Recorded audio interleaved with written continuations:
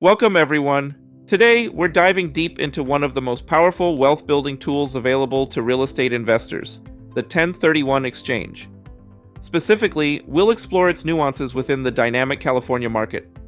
This strategy allows you to defer significant capital gains taxes, freeing up more capital to reinvest and grow your portfolio.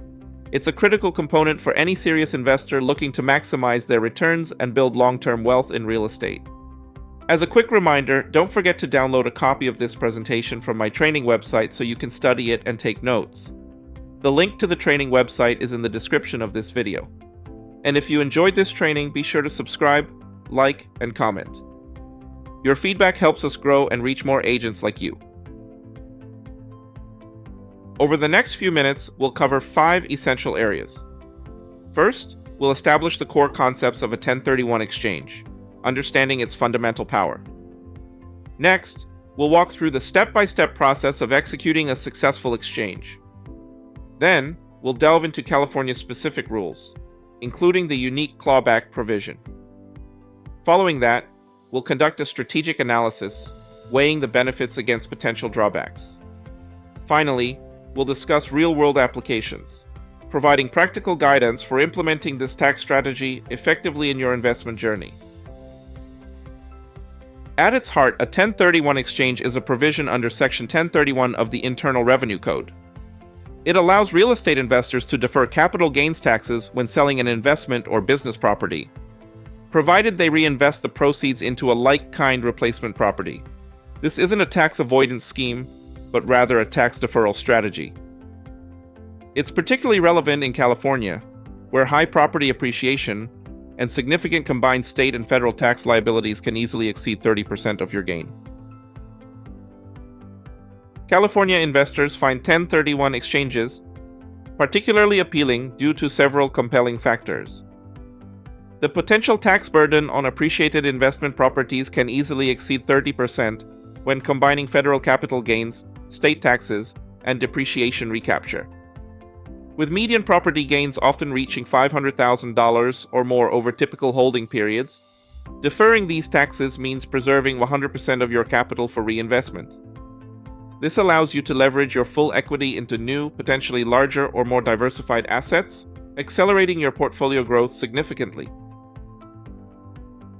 Executing a 1031 exchange involves a structured process with strict timelines and rules.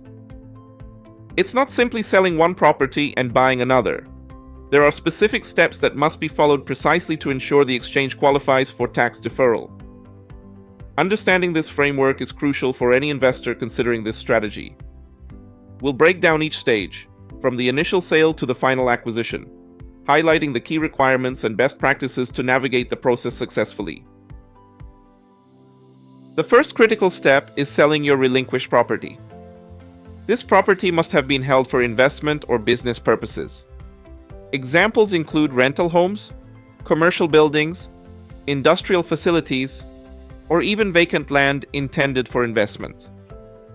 It's important to note that your primary residence or any property held primarily for personal use does not qualify for a 1031 exchange. The intent of holding the property is paramount, and it must be clearly documented as an investment asset. Engaging a qualified intermediary, or QI, often called a 1031 accommodator. This is not just recommended, it's mandatory for a valid 1031 exchange. The accommodator acts as a neutral third party, holding the proceeds from your sale. The golden rule here is that you, the investor, cannot touch the money at any point during the exchange. If you do, the exchange is immediately disqualified and all deferred taxes become due. Selecting an experienced accommodator or QI with proper insurance, strong financial backing, and a proven track record in California real estate transactions is absolutely crucial for success. Once your relinquished property closes, a strict 45-day clock begins for identifying your replacement property. This identification must be in writing and unambiguous. There are specific rules governing how many properties you can identify. Either 3 properties of any value, or any number of properties as long as their combined fair market value does not exceed 200% of the relinquished property's value. Missing this 45-day deadline means your exchange fails and taxes become due. Following the identification period, you have a total of 180 calendar days from the sale of your relinquished property to close on one or more of your identified replacement properties. This 180-day window runs concurrently with the 45-day identification period. In California's competitive market, this timeline can be challenging. It requires proactive planning, quick decision-making, and often pre-identifying potential properties even before your initial sale closes. Missing this deadline also results in a failed exchange. The like-kind requirement is often misunderstood, but is actually quite broad. It simply means that any type of U.S. investment real estate can be exchanged for any other type of U.S. investment real estate. For example, you can exchange a residential rental property for a commercial office building, or vacant land for an industrial warehouse. The key is that both properties must be held for investment or productive use in a trade or business, not for personal use. To achieve a full tax deferral, the replacement property you acquire must be of equal or greater value than the relinquished property you sold.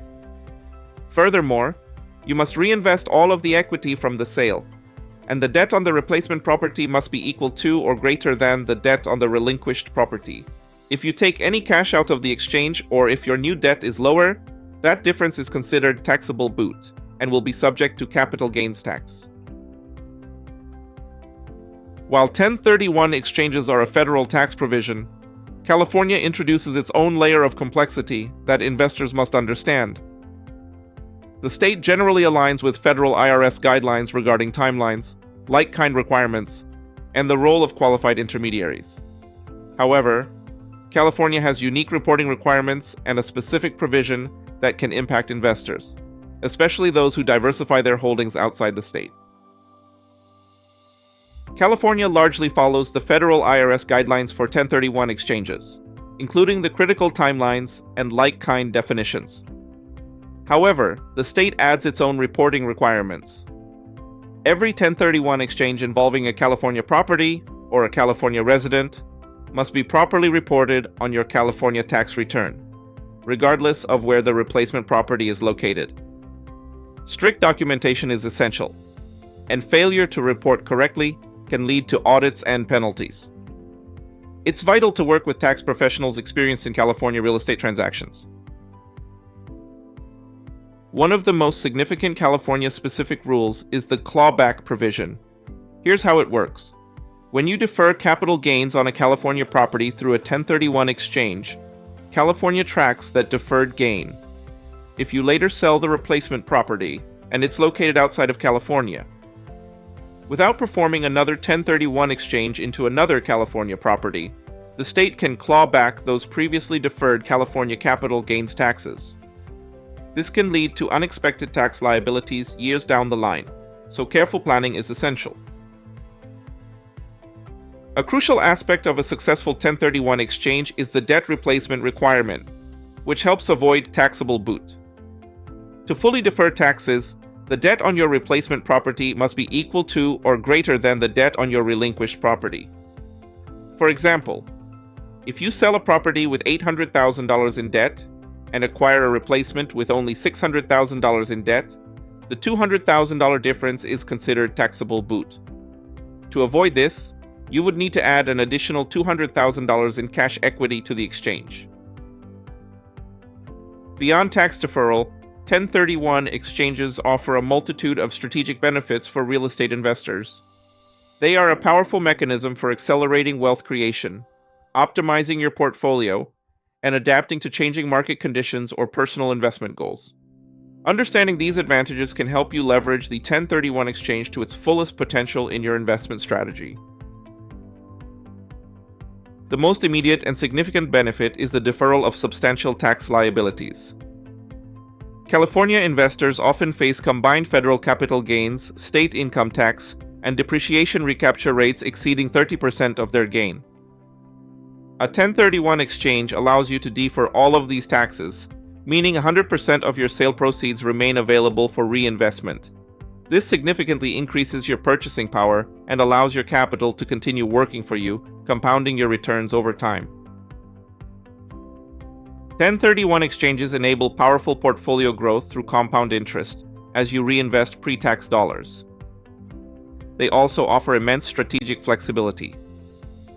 You can optimize your portfolio by consolidating smaller properties into larger, more efficient assets, or diversify a single large asset into multiple smaller ones.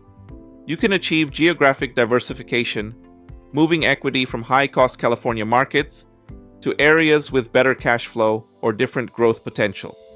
Finally, you can pivot your strategy, shifting from residential to commercial, or from management-intensive properties to triple net leases, adapting to market changes or personal preferences. Consider this: selling a property for $2 million with an $800,000 capital gain. Without a 1031 exchange, you might pay $240,000 in taxes, leaving $1.76 million to reinvest. With a 1031 exchange, you defer that $240,000, allowing you to reinvest the full $2 million. That extra $240,000 in purchasing power can be the difference between acquiring a mediocre property and an excellent one, or even acquiring an additional property. It directly translates into greater asset accumulation and accelerated wealth building. While incredibly powerful, 1031 exchanges are not without their complexities and potential drawbacks. It's crucial for investors to be aware of these challenges to make informed decisions and mitigate risks. Understanding the strict timelines, the commitment required, and the long-term implications will help you navigate the process successfully. The strict timelines are arguably the biggest challenge.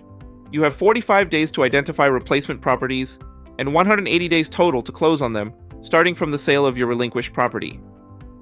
The IRS offers no extensions for weekends, holidays, or any other reason. This demands meticulous planning and often requires having potential replacement properties lined up even before your initial sale closes. Missing these deadlines means your exchange fails, and all deferred taxes become immediately due. It's important to remember that a 1031 exchange defers taxes. It doesn't eliminate them. The deferred gain carries over to your replacement property. If you eventually sell that property without another 1031 exchange, those accumulated deferred taxes will become due. However, many investors continue to exchange properties throughout their lifetime, potentially deferring taxes indefinitely, and ultimately, their heirs may receive a step-up in basis, effectively eliminating the deferred gain. If you want to know more about the step-up rule, subscribe and watch my upcoming training.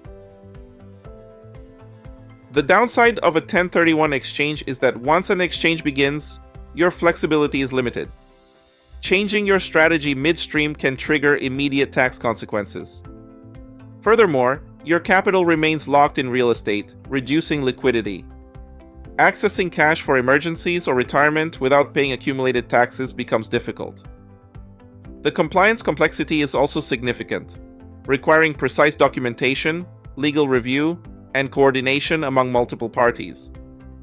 Small mistakes can be very expensive. Finally, California's clawback provision means state taxes can follow you even if you move equity out of state, creating potential future liabilities. A 1031 exchange is a powerful tool, but it's not for everyone.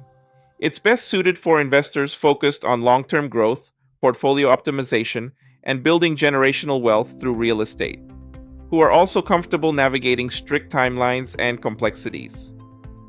However, you might reconsider if you need liquidity soon, are nearing retirement, or are uncomfortable with the intricate compliance requirements. The bottom line is that a 1031 exchange is a strategic tool for committed investors. It requires strict compliance, professional guidance, and careful planning, but offers immense potential for tax savings and growth. Always work with experienced tax advisors, qualified intermediaries, and real estate professionals who understand California's unique requirements. As a quick reminder, don't forget to download a copy of this presentation from my training website so you can study it and take notes. The link to the training website is in the description of this video.